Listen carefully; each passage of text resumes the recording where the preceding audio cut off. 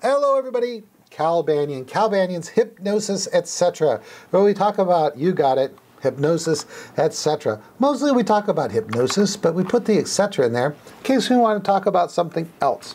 Well, I'm not going to talk about something else today. I'm going to talk about a little building on what I talked about in the last podcast, about you being successful. By the way, you folks in America, and I know we're watched all over the world, but you folks in America, I hope you're having a very happy Thanksgiving Day weekend. This is probably being published the day after Thanksgiving, but you know what I mean. All right, let's see. What am I going to do? I got to start my timer. This is another all-Cal episode. No Meredith, no Elron. You know what it's like. They're trying to wrap up things for the holidays, the Thanksgiving Day holiday here in America, and they're just really busy. And both Meredith and Elron see a lot of clients. I just referred another one to Elron today, so I'm very proud of those two. Let's see here. Oh yes, the usual commercials, but very quick, because I got links down there. If you're watching this anywhere besides calbanyan.com, you want to go to calbanyan.com right now, because right below this video, right down there, you know what there is. There's text, there's links, there's graphics that make this podcast a lot more valuable. All right, let's see here. Oh yes, I wanted to talk about the upcoming classes.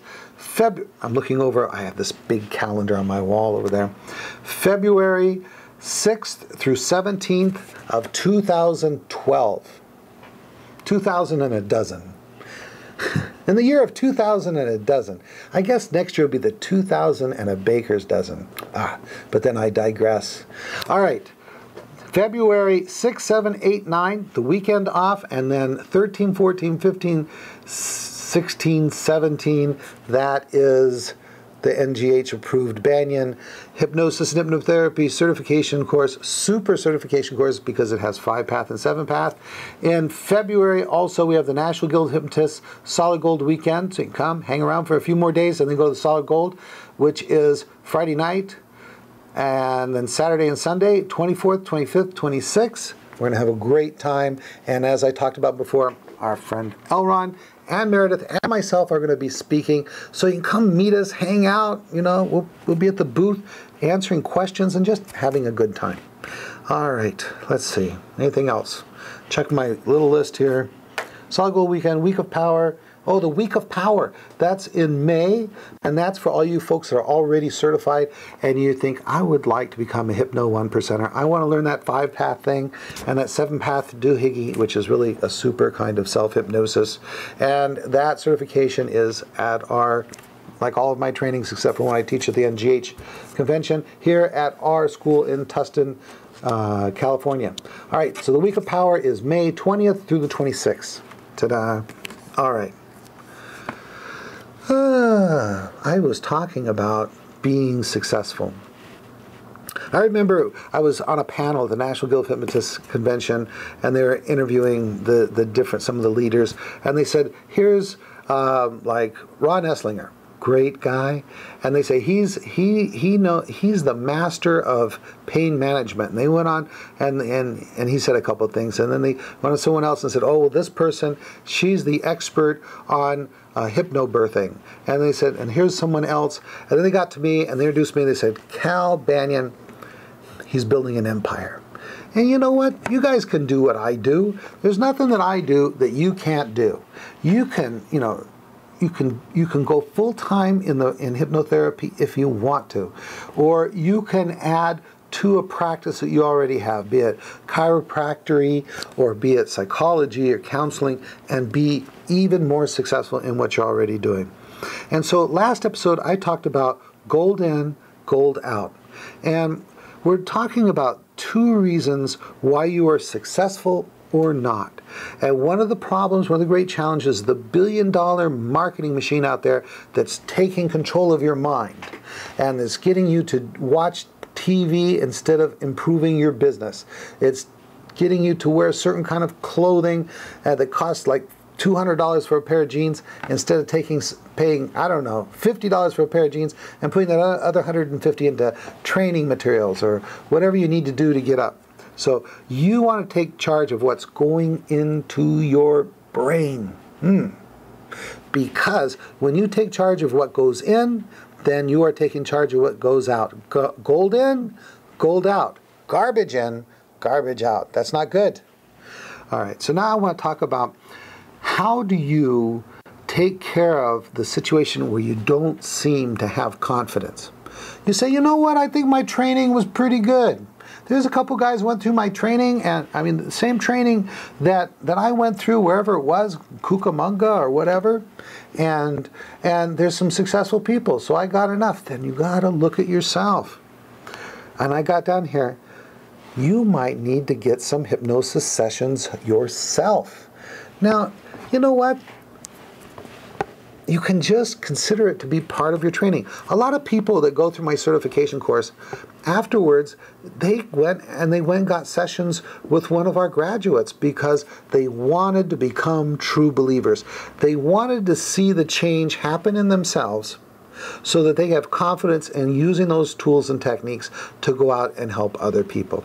So if some of you, I am always amazed at this. In the Week of Power class, everybody is certified somewhere else, and then they come to me to learn 5-path and 7-path. And I say, okay, I ask every single one of them, have you ever been hypnotized? And you know what? There's probably 20 to 30% of the class that say, no, I don't think I've been hypnotized, or I'm not sure. You know what? If you get through a certification course and you're not sure that you've been hypnotized, I would complain. I might even say, I want my money back, okay? Because a big part of the course should be hypnotizing people, getting hypnotized. You should be a true believer in hypnosis. But one of the ways to become a true believer in hypnotherapy is find something about yourself that you'd like to improve. For example, your motivation and ability to move forward with what you've learned from your class. So go get some hypnosis sessions yourself. Nobody's perfectly happy with everything about themselves. So go get some sessions. Find somebody that you trust, you look up to, bite the bullet, spend the money. It's part of your education, and go get your doggone sessions for yourself. Okay, here's another. Learn self-hypnosis. You should have learned it in your class. If you didn't, then you better seek out an instructor that can teach you a form of self-hypnosis that really, really, really, really works. Gosh, you know, I use self-hypnosis every single day. Every morning and every night, I do self-hypnosis on myself. And I think that's a big part of why I am successful. I identify blockages and I remove them. I find skills that I want to work on and I work on them.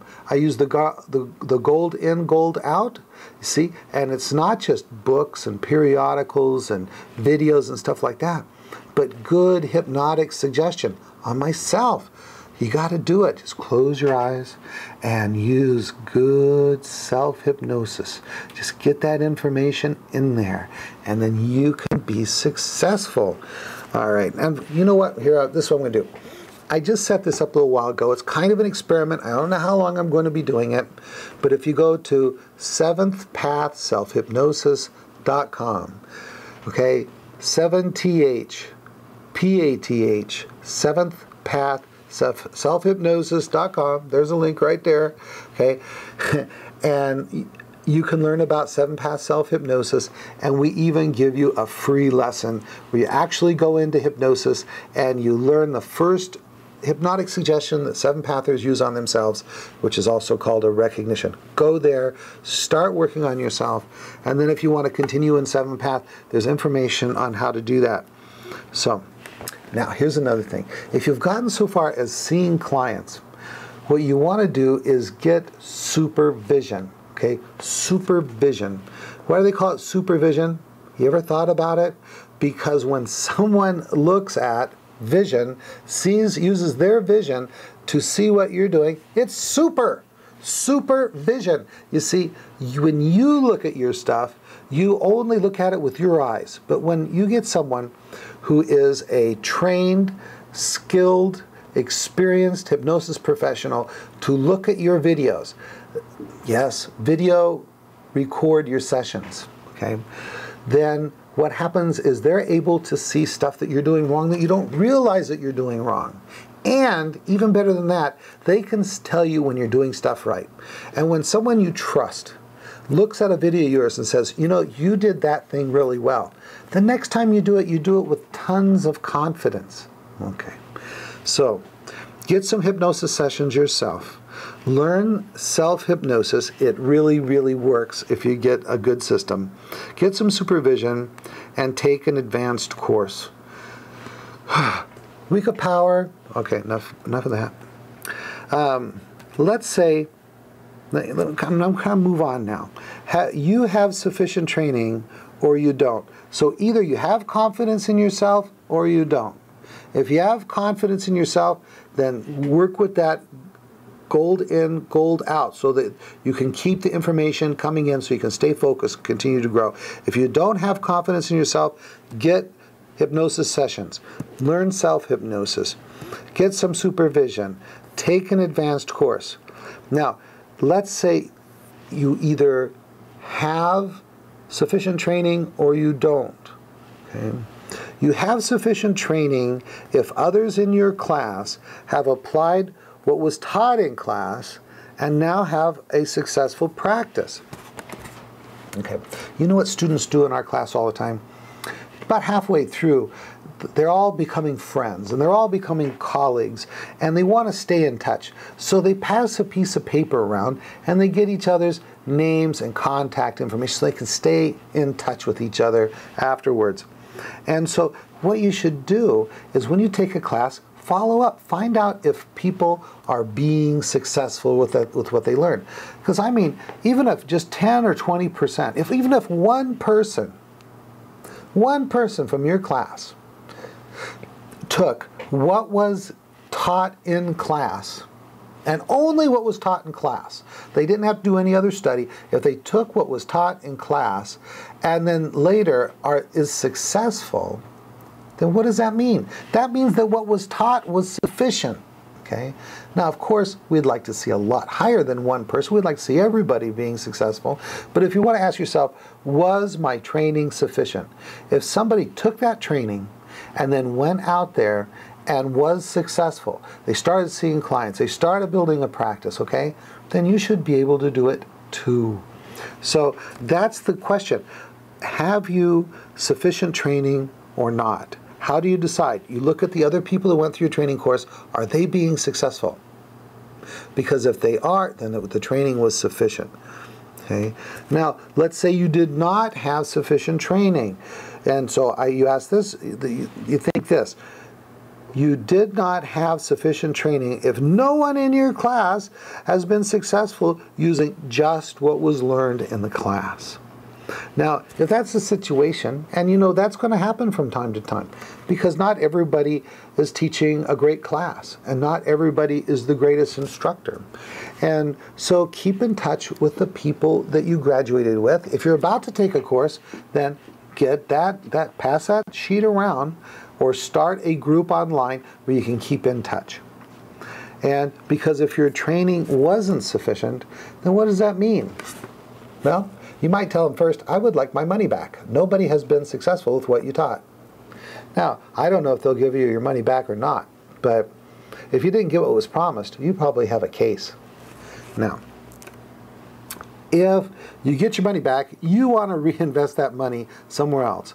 Get online, go to the hypnosis organizations, find out who the instructors are that have a very good reputation, because you're going to need more training. And, you know, where can you get it? Obviously, I have training classes. That we also have other people around the world, our CFIs, Certified Professional Hypnosis Instructors, that offer training. If you can't get to one of ours, call the National Guild of Hypnotists and find out what instructors are in your area. And get started. Go through the course again. Reinvest that money.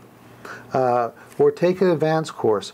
Or go to the National Guild of Hypnotists Convention if it's getting to be close to August. If it's getting close to February, go to the Solid Gold Weekend. You've got to step it up. You know, becoming good in a profession doesn't happen by accident. Now, here's another thing. Let's say that you are well educated, but not well trained. This is a concept people don't understand. A long time ago, as you may know or you may not know, before I was an instructor in hypnosis, I did a stint as an instructor for security police in the Air Force. And while I was there, I was struck with the difference between education and training. Education and training. Instructors are educators and trainers. What's the difference? Education is like reading and lecture. Reading books, watching videos, lecturing. But training involves doing. Okay? You have to actually do the thing that you were educated to do. Okay? Most instructors don't know that. Most instructors and most schools will educate you, but they don't train you. That goes for colleges and universities. I remember when I'd gone through, got my entire bachelor's degree in psychology, and we did no training. That's right, no training. Not once did I apply, except in a research kind of thing where I did a little, and that was not required. That was extra stuff that I did. Not once did we ever apply what we had learned. All education, no training. Then, when I got my master's degree, then after 1 year in that program, we actually started seeing volunteer clients. And then towards the end of that, I worked in a hospital. So we eventually got some training. But I'll tell you what, the training I got in the hospital was terrible. I mean, they didn't really do anything. I mean, you had someone you could go talk to about what your interaction with the clients, but it was just terrible. So that's the problem with colleges, is they're not very good at training. So let me talk a little bit about training. If you didn't get it, there's hope. You can do this stuff yourself. But if you're not, if you didn't get it, talk to your instructor and see if in the future they can add a training component to their classes and let you set in on that part. Okay, so training is where you actually do what they've been educating you to do. I remember when I went through my certification class, you know, we had, I don't know what it was, 7 days of training, education.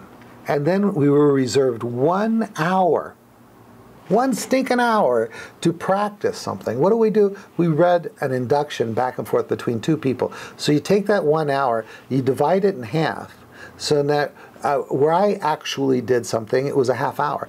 And it wasn't well supervised. So what happened was, you know, you're uncomfortable doing it, and you tend to take up all the time going blah, blah, blah, blah, blah, talking about what you're going to do rather than doing it. So good training is going to build on what was covered educationally, what was covered in class. If they're talking about inductions, then the training would be actually doing the inductions. If they're talking about deepening, then you should be doing deepening techniques. If they're talking about depth testing or doing convincers, then you should actually practice them. And you should have enough time to where you're starting to feel confident and competent in doing these things. So here, if these are some things I suggest if you are going to get educated and trained in hypnosis, and that is your course should have scheduled hours for the training, for time where you do it. Now, here, you know what they used to call, but we probably still should, and maybe they do in some of the branches of the military. When you go through basic training, you get a drill instructor, because they drill you. They have you do whatever it is you need to do over and over and over again until you know it inside out, until it's automatic. You know why? Because you know what the military does? They train people for war. And you know, when the bullets start flying and the bombs are being dropped and the you know what is hitting the fan, you don't have time to read an instruction booklet or to go to an outline. You need that muscle memory. You need to almost instinctively know what to do. And so you need to have scheduled time to drill. to go through the induction, go through the induction, go through the induction, to go through the deepening technique and do it and do it and do it and do it over and over. You see, and this scheduled hours, it's not go home and practice. That's not what I'm talking about. Go home and practice just doesn't work, because the person is there's a lot of reasons why it doesn't work, but let me talk about one of the main reasons. They're not accountable to do what you want them to do. Okay? So what we do in our course is we schedule 1 hour before and after almost every day of class to practice. We have an exercise booklet with practices as they go through. Your instructor should do this. They should have an exercise booklet where you drill, where you go through whatever you learn. I think one of the greatest trainers of all time, military trainers, was Richard Marcinko. Richard Marcinko. He wrote a book, The Rogue Warrior. And he was instrumental in putting the SEAL teams together in the Navy. And I'm going to paraphrase something that he said. And I'm not going to get it exactly right, but you'll get the idea. Okay? He said, the more you sweat in practice, the less you bleed in war. And he's talking about drilling and drilling in a very realistic way. The more you can do in practice like you would actually do in your hypnosis sessions, the more likely you are to A, have hypnosis sessions, and B, do them in a professional, competent, and confident way. Okay, so just go to Amazon.com. I'm going to spell his name to you. I'll probably put a link down below too, but in case you're listening to the audio-only version, it's Richard, normal spelling, and then M-A-R-C-I-N-K-O. Richard Marcinko. And he's got a ton of books. Most of them are fiction. The first one was an autobiography. Then he did fiction, but then he wrote some books. Let me see if I can pull this up real quick. Oh, I forget. It's like Management System of the Rogue Warrior or something like that. He talks about really how to be successful. Now, in your classes, A, should be scheduled hours of training, not go home and practice, not go home on the weekend and practice, not that. Scheduled in-class time to practice. And then that time you should be accountable to work on the exercises, that you are doing the exercises correctly. And then you should ask yourself, did the exercise build on what was covered in class? That's very important. They're useless unless they build on what you're being educated to do in class. Okay. Now, you can also take this ability to train and drill beyond just in-class time, because you're going to graduate. After you've had your 100 or 200 hours or whatever your course is, then you're going to be on your own. And me, we got to be honest here. There's really two kinds of pain in life when it comes to professional development. And that is the pain of discipline and the much worse pain of being undisciplined. So, you need to say, don't even start the class. Don't even consider doing anything unless you've got a plan of discipline afterwards. Can you be disciplined? Can you say to yourself, I am going to set up a plan for success? And so what are you going to do? You need to set up practice time when you get done. You might get an accountability partner, someone that you meet with once a week on the phone, Skype, or in person, where you tell them, this is what I'm going to do next week. And then you talk to them and you just simply tell them whether or not you've kept your promise with yourself. Now, what kinds of things can you do on your own? One of the things that really helped me get started is Mr. Pillow. That's right, Mr. Pillow. Now, you've got a Mr. Pillow living at your house. I have one at my house. It's any pillow that you can find that you can put in a chair, because a lot of the basic stuff that you've got to master, inductions, deepening, overt testing, covert testing, convincers, you don't really need a body in the chair. You just need something to focus on and run through the process. Run through it over and over and over again. Drill, drill, drill. Don't let the drilling stop when you leave class. you know, take anyone that develops a skill, be it a musician, be it a sports figure, you know, from a pitcher, a catcher, someone who plays football, golf. You know what? They had to go through that time of just swinging the club, throwing the ball, catching the ball, you know, over and over again. And that's just the human nature. That's the way how we build confidence and competence.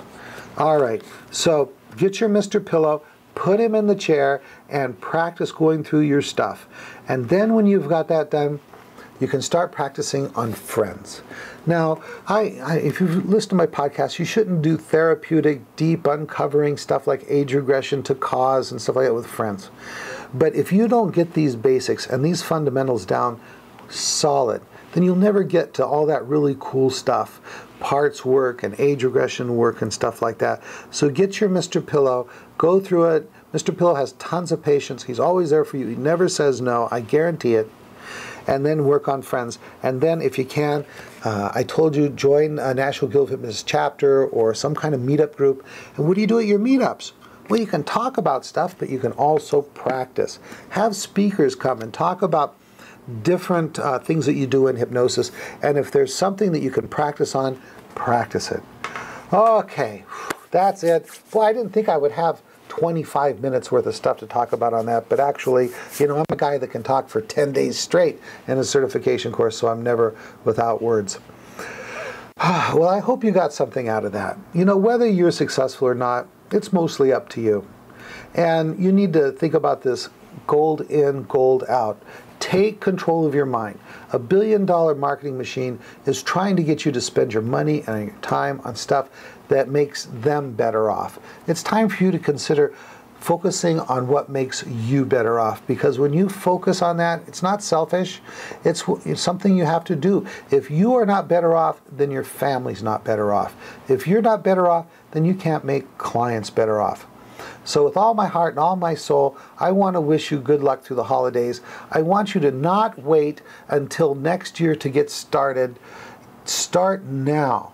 And gosh, I think that we can do great things together. Well, that's it. I'm done talking. I've blabbered myself to death. I'm looking forward to next podcast. Chances are we're going to have Elron on here, and he's going to bring some topics for us. That's it. Bye for now. Remember to like us on Facebook. Go to facebook.com/hypnosis, etc. Go there, get the inside scoop of everything that's going on. And well, that's about all I can talk about. Bye for now.